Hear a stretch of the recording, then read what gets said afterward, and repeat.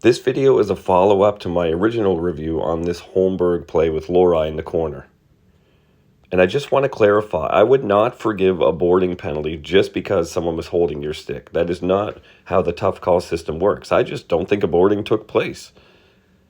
There's the stick, it's caught up, and whether you think he's actually holding it or not doesn't really matter. It's still stuck in the arm, and that's going to come into play with this boarding.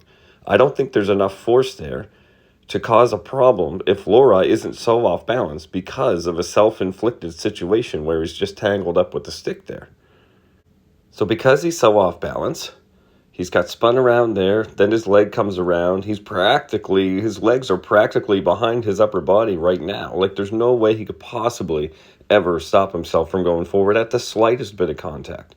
So there is slight contact there, but it's only enough force to try and get the stick out of the hands. It's not enough force to propel this player that far forward, that violently in any other circumstance. And I'm not even just saying that the player was vulnerable, so we excuse it. I still wouldn't excuse it. I just don't think there's that much of a push. The right hand there isn't even really pushing forward.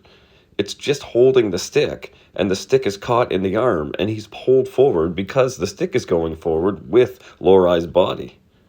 We have to think about the force of the contact, and that's what boarding is. Was it a forceful, violent enough impact with the boards to cause a penalty?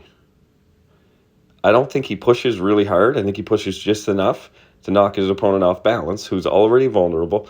And then because the stick is caught up in Lohrei's body, the Maple Leafs player is simply pulled forward because the stick is going forward into the boards. I don't think he's following through with contact or trying to increase the violence of impact. Everything is just going forward, and both players are attached to the same stick, so they both go forward too.